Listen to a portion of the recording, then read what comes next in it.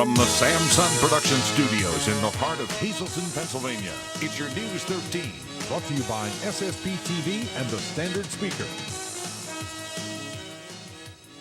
Someone intentionally set fire to an apartment building in the borough of West Hazleton early this morning. Now police are searching for an arsonist. It's where we begin tonight, live at 5. And later, it was day 3 in court for a Hazleton man accused of killing a young woman in cold blood. Good evening and thanks so much for joining us, everyone. I'm Kristen Bazinski. Starting on the west side tonight, where an early morning fire has now been ruled arson. This was the scene around 4 o'clock Wednesday morning at an apartment building on the corner of South Broad and Horn Streets. Now the fire was started outside of the building when some debris of some sort was ignited. West Hazleton Assistant Fire Chief Brian Cara telling News 13 the fire was under control in about 15 minutes, and it was thanks to a quick response from several fire crews that prevented this blaze from turning tragic. So the firefighters from West Hazleton and Hazel Township and Harwood did an excellent job in averting possible tragedy and loss of life as a result of this fire. There was minor smoke damage to the interior of the structure. There was, other than this attached enclosed stairwell, there was no fire or water damage to the rest of the structure. Nobody was displaced as a result of this. In fact, all 8 residents were back inside their apartments within an hour. West Hazleton police called in the state police fire marshal, who later determined the cause to be arson. It is a possibility there may have been some code issues inside the building as well. That has yet to be determined. Police Chief Brian Buglio says the department plans to interview some suspects. Anyone with information on this blaze or who may have seen anything suspicious is asked to contact police by dialing 911. From a $7 million deficit down to $2.5 million. That's currently how much the Hazleton area school district budget is in the red, as officials officially dove into the money plan Tuesday night to come up with a balanced budget and find ways to make up for that downfall. News 13 was there for the first in a series of important budget meetings that will happen now on a regular basis. A preliminary money plan needs to be in place by June 1st, and then 30 days later, a final budget must be voted on by the board of directors. Superintendent Dr. Francis Antonelli tells News 13 that right now, district administrators, teachers, and staff are going line by line, item by item to cut where cuts can be made. One part of the budget that could be challenging is kindergarten. Our Andy Minnick spoke with the doctor. We're certainly looking at staffing. We're looking at course enrollments. And what we may be able to do, especially in the way of elective courses. We are looking at possibly eliminating or not filling some proposed administrative positions. We're looking at transportation routing. There's a variety of approaches that we're taking as we attempt to balance this budget. There's talks about kindergarten, eliminating 16 kindergarten teachers, and then also having students go for a half a day. Are you in support of that? And can you explain a little bit more about where that idea came from? I am not in favor of going to a half-day kindergarten. Our full-day kindergarten has been funded through an accountability block grant provided by the Governor Corbett. He has proposed to eliminate that accountability block grant, which would shift the burden for funding full-day kindergarten to local monies. However, I must say that last year that was also proposed, that cut for full-day kindergarten by the governor, and at the 11th hour the funding was restored so that we were able to offer full-day kindergarten this current year. I certainly hope that that once again happens. But if it doesn't, we certainly will not support going to a half-day kindergarten scenario in this school district. We will find the money from local sources. One thing that is not in the budget for next school year as of now is money to reopen some of the district's pools. Currently, the only pool that is filled and in use is the one at the high school. The closing of the pools continues to be a subject of debate, according to Dr. Antonelli. It was a happy ending for one local police officer who found himself run down by a criminal and seriously injured. News 13 found Freeland police officer Matt Williams back on the job today, helping the borough's sewer authority with a project by directing traffic. You remember, Officer Williams suffered a concussion and facial fractures while he was on duty after asking a 27-year-old man from Monroe County about a disturbance. And then when he asked him to turn his vehicle off and wouldn't, Williams proceeded to try and turn it off himself. That's when the suspect hit the gas, dragging the patrolman along for the ride. Williams eventually fell from the vehicle, hitting his head and body, and was flown to a trauma center. The suspect fled from police before ditching his vehicle and taking off into the woods on foot, but he was quickly caught. Officer Williams is so thankful to not only be back on the job, but for all of the support he received. Everything's going great. It's just like I never left here. I want to take the time to thank all the people that supported me, sent me good wishes and get well cards. Also the other departments, the Pennsylvania State Police and the other surrounding departments that assisted in the search for the individual involved in the incident. Now the man responsible for hurting Williams, Michael Moshevsky, remains in prison tonight. As for Williams' injuries, he's almost back to 100%. And on behalf of all of us here at News 13, we are glad to see Officer Williams back, and we wish him the very best and, of course, much safety while on the job. It was a fairly quiet meeting for McAdoo officials Tuesday night until pretty much the end. Controversy erupted over council's promotion of a police officer last week, bringing part-timer Tony DeVirgilio to full-time status, a move Mayor Dane Watrow disagreed with and was very vocal about, saying it was unethical to hire a police officer by bypassing the Civil Service Commission list. McAdoo resident Ron Samasic spoke up about the mayor's choice to go public with his opposition, and this is how the meeting ended, with lots of shouting and one councilman walking out.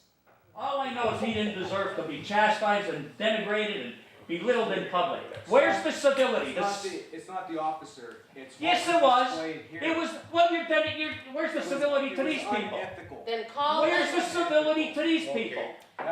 Civility. If you had an issue, you should have resolved it without the public involved. I did, and it was Hey, no, you didn't. You didn't. You're talking about you never did. One at a time. It's down at the Schuylkill County Courthouse, and they'll determine, and they'll determine if it was illegal. We all know it was unethical what happened. No, we all know it was unethical. Who told you it was unethical, Mayor? So, That's your opinion. No, Shiloh. I want to know who told him. you have a Civil Service Commission that was established by You this did very too, council. and you did nothing with it, and it cost us $1,000. Well, you have. Civil Service standby.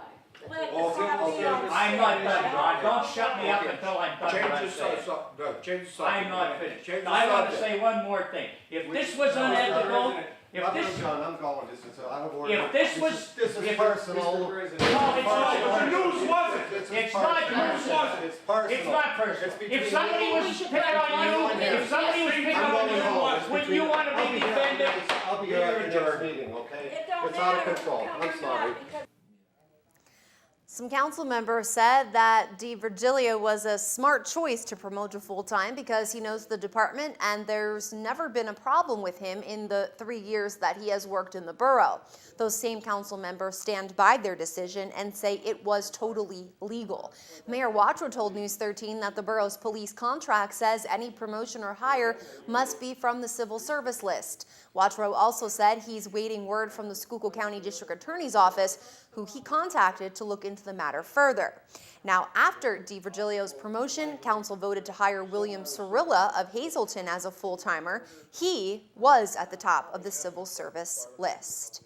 In other McAdoo news, residents can start putting out one bulk pickup item a week starting in June, and council plans on looking into getting a camera surveillance system similar to what the city of Hazleton and the borough of Tamaqua now have, just maybe on a smaller scale, but it will be costly. It was mentioned during the meeting that possibly each council member could give up 1 month's pay to acquire that surveillance system.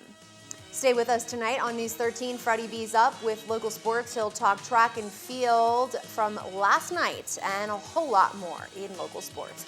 And later, he's accused of killing a Hazleton girl in cold blood. Trial continued today for Benjamin Westbrooks. News 13 was there. We'll have an update. Stay with us.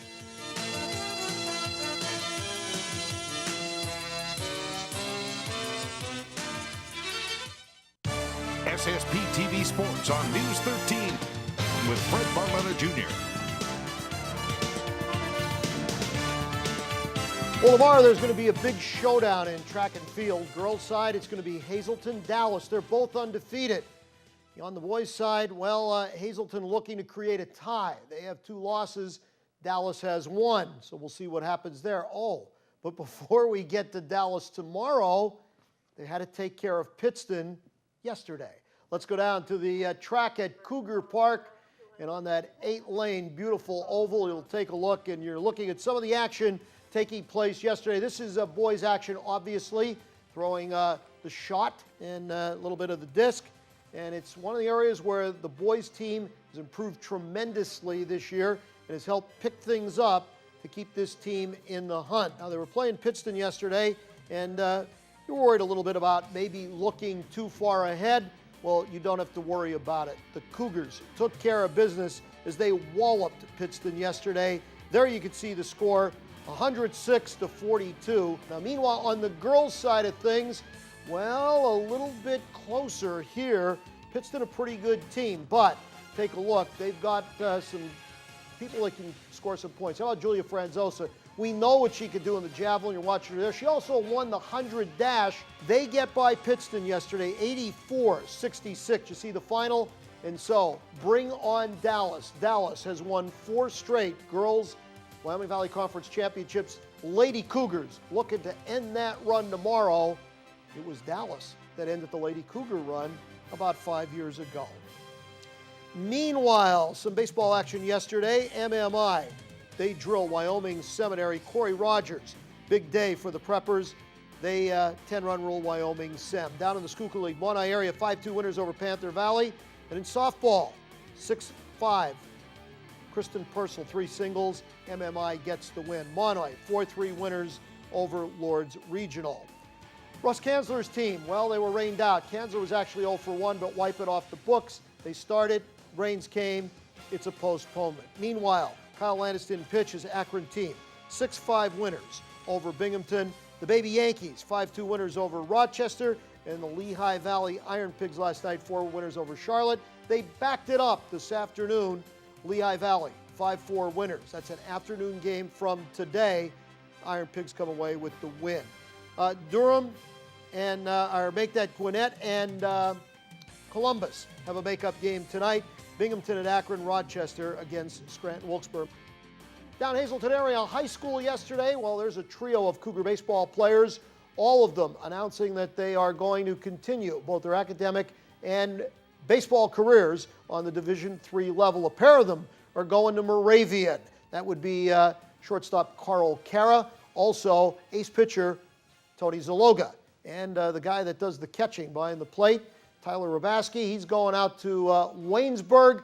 All 3 of them excited. Carl Cara saying why he's happy to be going down to Bethlehem. I decided to go to Moravian College to play baseball and study business. Oh, well, it's a very good school. They have a very good business program, and their coach liked me a lot, thinks I can play there, so I think it'd be a good fit. Signed with Waynesburg University to play baseball. Carl and Anthony are going to Moravian. Really, the coach really came after me. Like, he emailed me in October. Never even heard of the school before then, and went down for a visit. I fell in love with the campus. Well, I thought Moravian was the best suit for me. They definitely have like a really top-notch baseball program, and the major I want, which would be physical therapy, they're good in that field too. And it's brought to you tonight by Stripes and Strikes. A lot more than just baseball and softball. How about for the golfers out there? That's right, they got you covered too. All sorts of golf-lined equipment, from the right clothing to all of the right accessories. You'll find them at Stripes and Strikes. It's the area's newest retailer, located on Route 309. Look for the green awning across from Genetti's Best Western. Stripes and Strikes. Make the right call. All right, if you played the lottery this afternoon, good luck. Here are your winning numbers. Daily number 128, big 46574, Quinto 48938, and treasure hunt 13, 20, 21, 22, and 25.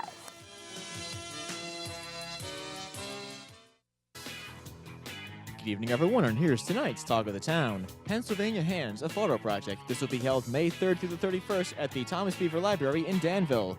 You can take a trip to many artisans' workshops throughout Pennsylvania with this wonderful project. For more information, you can call 570-275-4180. And the Freeland Police Association presents a trip to Bally's in Atlantic City. This will be on Saturday, May 12th. The bus will be leaving 9 a.m. in Freeland and leaving Atlantic City at 7:30 p.m. The cost is $30 per person with a $20 rebate.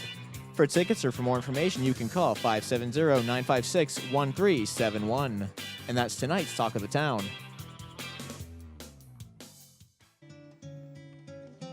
News 13 extends our deepest sympathies to the family and friends of these recently departed. Julia Morgan, formerly of Tamaqua. Liturgy will be held Thursday at 11 a.m. from the St. John the Baptist Byzantine Catholic Church. The E. Franklin Griffiths Funeral Home is in charge of the arrangements. Catherine P. Kalor of Wilkes-Barre. The funeral will be on Friday, 9:15 a.m. from the Wroblewski Funeral Home. Friends may call Thursday from 2 to 4 p.m. and on 7 to 9 p.m. at the funeral home. Anne-Marie Maynard, formerly of Hazleton. Visitation will be held Thursday from 9 to 10 a.m. at the Presentation BVM Church. Lucy R. McAfee of Frackville. The Louis D. Truskowski Funeral Home is in charge of the arrangements. And Camellia Rose Stiller of Spokane, Washington. Memorial services will be held Friday at 7 p.m. from the St. Paul's United Methodist Church. Visitation will be held Friday from 6 to 7 p.m. at the church. Tonight's obituaries have been brought to you by the Smilax Floral Shop on 15th Street in Hazleton. Free delivery to all local funeral homes. Call 570-454-0111. And by Mia's. Don't settle for the second best when dining out. Discover Mia's new low-price dinner menu for 2012. Remember, there is plenty of free gated parking in the Marco Building lot. Find us on the web at miasrestaurant.com or follow us on Facebook.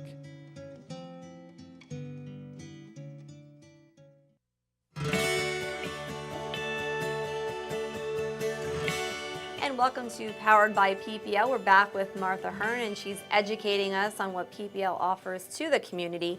This week we're talking about the investments in extensive networks of poles and all the other equipment that goes into keeping PPL running and keeping the community safe. It's huge. The system is big, 10,000 square miles, 29 counties in central eastern PA, 50,000 miles of power lines, enough to circle the earth more than twice, and 1 million poles. We're planning $3.4 billion from 2011 to 2015 to upgrade this infrastructure, more than $650 million this year. And the plan worked from system-wide study we did in 2008-9 that looked at millions of pieces of equipment. Well, I'm sure people at home are thinking, wow, first of all, going around the earth that many times, 50,000 miles of power lines is just remarkable to maintain. Where will this work be happening? Well, we'll be working on both transmission and distribution systems.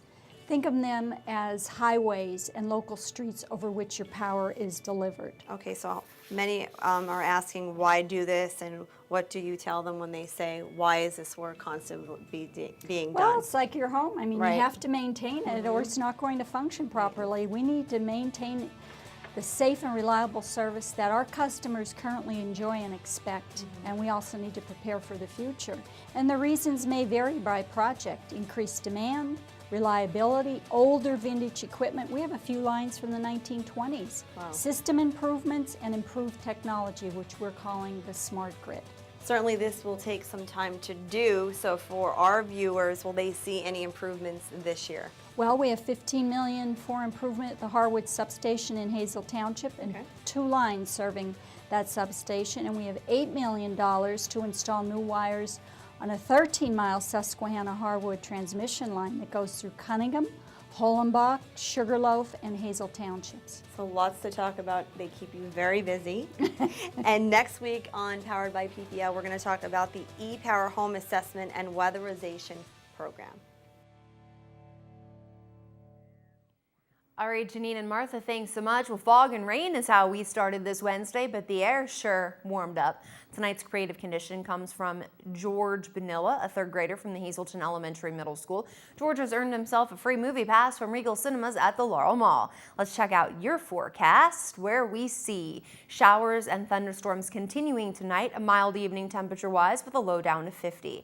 We'll see partly sunny skies on your Thursday, high up to 69. Again, we do see a slight chance of some showers, possibly some thunder and lightning coming our way as well. Your forecast live at 5, brought to you by Just Windows and much, much more. 636-1133 on First Street in Freeland. Make sure you stop by. Their showroom hours are Monday through Friday, 8 a.m. to 4:30, and on Saturdays from 8 to 1, or simply visit online, justwindowsandmore.com. Fagley Oil Company, Tamaqua and Hazel Township, and servicing many other areas throughout the greater Hazelton area and beyond. Log on to fagleys.com for more information, or just simply give them a call at 1-800-572-4925. It's a classic American story, the lives of 6 women in rural Louisiana. And Steel Magnolias by Robert Harling is coming to the J.J. Ferrara Center in Hazelton throughout the month of May. News 13 is giving away 2 free tickets to callers 3 and 13 right now. Call 459-9813 to win. Remember, this is for your Live at 5 newscast only. And we want to add that this performance is being put on by the Pennsylvania Theater of Performing Arts. Always great productions from that talented crew. So good luck to them, and good luck to our callers for your Live at 5 newscast only. Your Live at 5:30 is on deck. Stay with us. We will be back in just about 2. Did 22-year-old Benjamin Westbrook's brutally murder a 20-year-old woman who allegedly owed him money? That answer is now in the hands of a jury who are hearing testimony. News 13 was in the courtroom today and has the very latest on the Alicia Weaver homicide. From the Samson Production Studios in the heart of Hazelton, Pennsylvania, it's your News 13. Hey everyone, thanks for staying with us tonight. I'm Kristen Bazinski. Well, investigators say back in November of 2010, he kidnapped 20-year-old Alicia Weaver from downtown Hazelton, drove to a remote location in Foster Township, and shot her in cold blood. Today, News 13 was at the Luzerne County Courthouse where the murder trial of 22-year-old Benjamin Westbrooks continued. Investigators describe Westbrooks as a pimp and a gang member and say the argument between he and Weaver began over money Westbrooks claimed Weaver owed him. 2 witnesses who already took the stand are Daniel Smith, who testified Tuesday. He was with Westbrooks when he allegedly shot Weaver. Smith said he did not have anything to do with Weaver's death, and neither did Brandon Crum, who also testified for the prosecution and reportedly was also present when Weaver was murdered. Crum was actually missing for 11 months after Weaver's body was found. Smith said after the murder he fled the area because he was afraid of what Westbrooks might do to him. Alicia Weaver's boyfriend at the time took the stand, and he said that he received a text message from Alicia that said, quote, "Tears and them got me."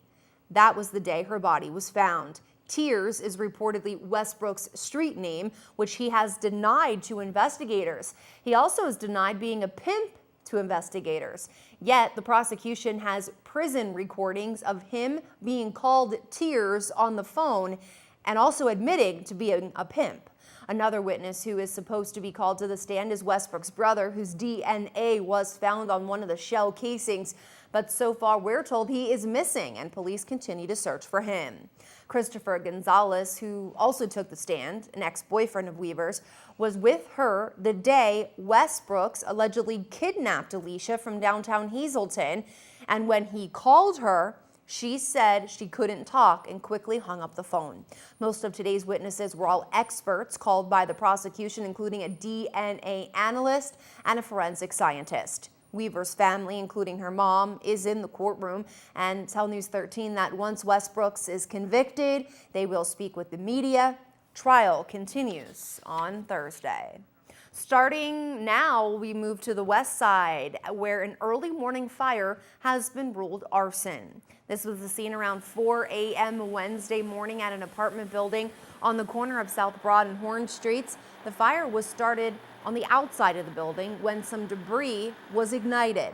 West Hazelton's Assistant Fire Chief Brian Cara telling News 13 the fire was under control in about 15 minutes, and it was thanks to a quick response from several fire crews that prevented the blaze from turning tragic. So the firefighters from West Hazelton and Hazel Township and Harwood did an excellent job in averting possible tragedy and loss of life as a result of this fire. There was minor smoke damage to the interior of the structure. There was, other than this attached enclosed stairwell, there was no fire or water damage to the rest of the structure. Nobody was displaced as a result of this. In fact, all 8 residents were back inside their apartments within about an hour of the fire. West Hazelton police called in a state police fire marshal who later determined the cause to be arson. It is a possibility that there may also be some code issues inside the building. That has yet to be determined.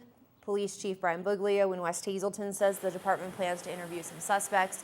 Anyone with information on the blaze or who may have seen anything suspicious is asked to contact 911. A 16-year-old driver ran her car into a Hazelton business early this morning. A News 13 viewer sent us this video of the accident. Police tell us the teen was driving on 15th Street and turned onto McNair Street, where she collided with the side of Smilax Floral Shop, causing some brick and cement to dislodge. The debris then hit a parked SUV. The teen did complain of a leg injury after the wreck and was taken to the hospital. No word on why the car hit the building here in Hazelton. A life is lost to suicide every 16 minutes in the United States, and suicide is the 3rd leading cause of death amongst 15 to 24-year-olds. Close to 1 million people attempt suicide each year, and the impact suicide has on the lives of family members, friends, co-workers, and the community is simply devastating. And although we may never be able to completely stop it from happening, we can take steps to prevent and raise awareness about suicide. Last year, over 600 people came out and walked in the Out of the Darkness walk. Once again this year, Samantha Neiman, who lost her young son, 13-year-old Kyle Koslop, to suicide in 2007, is leading the way to bring people out of the darkness and is teaming up with members of Students Against Destructive Decisions at the Hazelton Area High School. This Sunday, the 3rd annual Out of the Darkness Stop the Silence Walk will take place. News 13 talked with members of SAD who are preparing for Sunday. And I just enjoy how it's a place for everybody to come together, and whether they want to remember someone they lost or just be there to help the cause. A lot of people don't know that this is a serious issue, and we would like to spread awareness, and that's what SAD does. And we chose this cause because it's dear to someone's part of SAD, and we wanted to help out with it. And it's a great event to bring awareness, and of course the donations help to research funding, and not only prevention activities, but a treatment for those families who may have lost someone to suicide. It's not too late to sign up for the event. The Out of the Darkness Walk is Sunday, May 6th, starting at 1 o'clock at the Hazelton Area High School track. To get yourself signed up, register at outofthedarkness.org or simply show up the day of the walk. Donations are not required to participate. You can walk to honor a loved one, you can walk to support the cause, or you can walk to raise awareness, or simply just walk for all 3. Stay with us tonight on News 13. After being hurt on duty, a police officer is back on the job. We'll talk to him coming up. But first, last night was all about the budget for the Hazelton Area School District. More on some money woes coming up. From a $7 million deficit down to $2.5 million. That's currently how much the Hazelton Area School District's budget is in the red, as officials are now diving into the money plan. They started Tuesday night to come up with a balanced budget and to find ways to make up for the downfall. News 13 was there for the first in a series of important budget meetings that will happen now on a regular basis. A preliminary money plan needs to be in place by June 1st, and then 30 days later, the final budget must be voted on by the board Superintendent Dr. Francis Antonelli tells News 13 that right now, district administrators, teachers, board members, and staff are going line by line, item by item to cut where cuts can be made. One part of the budget that could be challenging for the district is kindergarten. Our Andy Minnick spoke with Dr. Antonelli. We're certainly looking at staffing. We're looking at course enrollments and what we may be able to do, especially in the way of elective courses. We are looking at possibly eliminating or not filling some proposed administrative positions. We're looking at transportation routing. There's a variety of approaches that we're taking as we attempt to balance this budget. There's talks about kindergarten, eliminating 16 kindergarten teachers, and then also having students go for a half a day. Are you in support of that? And can you explain a little bit more about where that idea came from? I am not in favor of going to a half-day kindergarten. Our full-day kindergarten has been funded through an accountability block grant provided by the Governor Corbett. He has proposed to eliminate that accountability block grant, which would shift the burden for funding full-day kindergarten to local monies. However, I must say that last year that was also proposed, that cut for full-day kindergarten by the governor, and at the 11th hour the funding was restored so that we were able to offer full-day kindergarten this current year. I certainly hope that that once again happens, but if it doesn't, we certainly will not support going to a half-day kindergarten scenario in this school district. We will find the money from local sources. One thing that is not in the budget for next school year as of now is money to reopen some of the district's pools. Currently, the only pool that is filled and in use is at the high school. The closing of the pools continues to be a subject of debate, according to Dr. Antonelli. It was a happy ending for one local police officer who found himself run down by a criminal and seriously injured. News 13 found Freeland police officer Matt Williams back on the job today, helping the borough's sewer authority with a project by directing traffic. You remember Officer Williams suffered a concussion and some facial fractures while he was on duty after asking a 27-year-old man from Monroe County about a disturbance. And when he asked him to turn his vehicle off and didn't, Officer Williams proceeded to try and turn it off himself. That's when the suspect hit the gas pedal, dragging the patrolman along for the ride. Williams eventually fell from the vehicle, hitting his head and body, and was flown to a trauma center. The suspect fled from police before ditching his vehicle and taking off into the woods on foot, but he was quickly caught. Officer Williams is so thankful to not only be back on the job, but for all of the support he received. Everything's going great. It's just like I never left here. I want to take the time to thank all the people that supported me, sent me good wishes and get well cards. Also the other departments, the Pennsylvania State Police and the other surrounding departments that assisted in the search for the individual involved in the incident. The man responsible for hurting Williams, Michael Molshevsky, remains in prison tonight.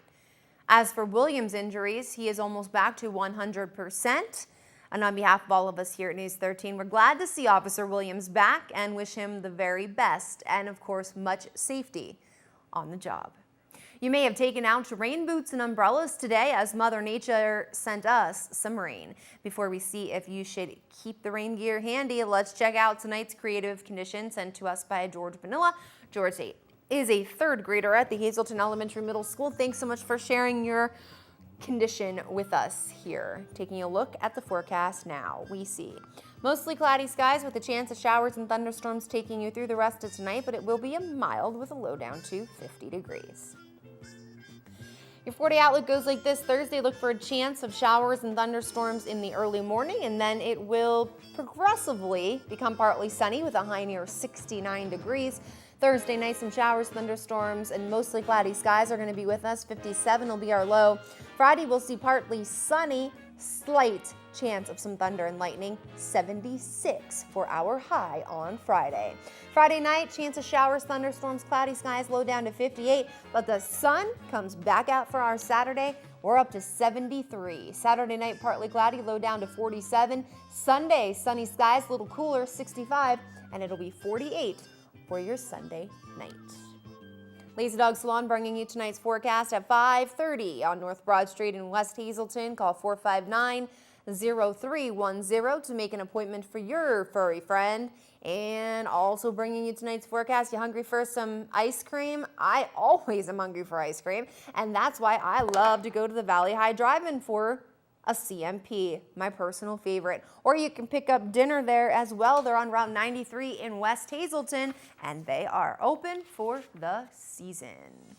Still to come tonight on News 13 Live at 5:30, our Jasmine Brooks joins us with this week's District Newsmaker from the Arthur Street Elementary Middle School. But first, Freddie B's in with sports. He's talking track and field and baseball. He also has some highlights from last night.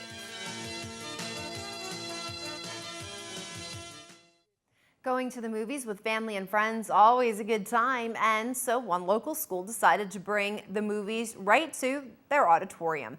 And they'll even provide the popcorn for free. For this week's District Newsmaker, our Jasmine Brooks heads over to the Arthur Street Elementary School, where the PTA is putting on a family movie night next week. Jasmine?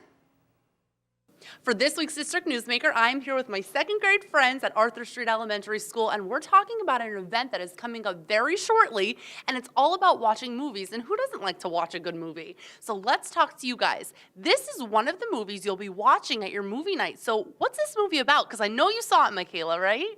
Mm-hmm. Tell me about this movie.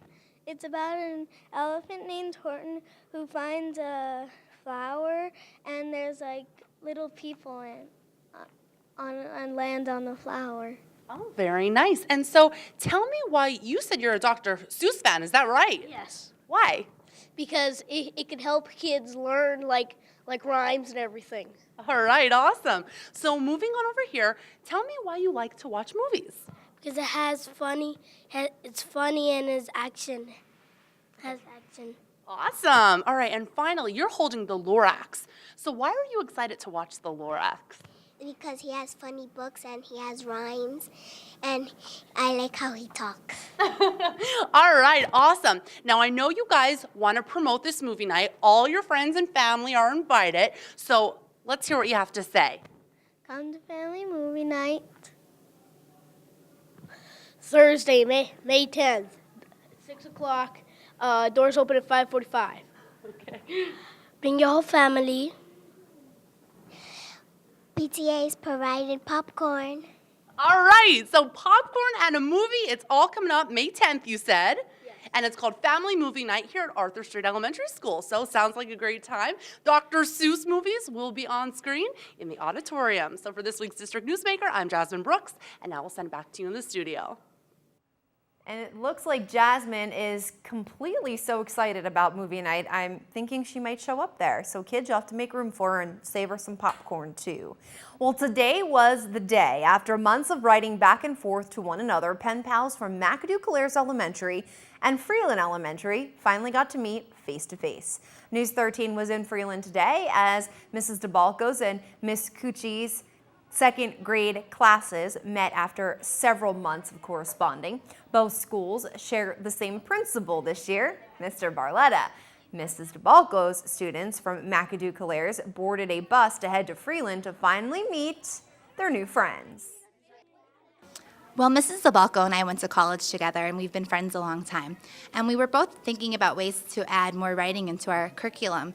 And one thing we came up with was becoming pen pals with each other. Okay. And how did the kids like it so far? What was, their reaction and everything? Well, we've been writing back and forth since the beginning of the year, and their reaction, their faces were priceless. They were so happy to finally get to meet each other. So it's been a really nice experience for them. Well, they've written back and forth several times throughout the years about their hobbies, curriculum, personal experiences, anything going on in their life, favorite things. they really enjoyed it. I think it really it gets the kids excited about writing, which is what we want to do. So they really enjoyed it. They're having a great time today, and I would just like to thank the principal, Mr. Barletta, for allowing us to come over and take the opportunity to meet and greet our pen pals. And Miss Cucci and Mrs. DeBalco's students all got to eat lunch together and go to gym together. The students were very excited to spend the day with their new friends, and the teachers hope they can continue this for many years. That will do it for us tonight. Thank you for making us a part of your day. You can catch this newscast again with a rebroadcast throughout tonight, or simply go to News 13's website whenever you'd like at ssptv.com.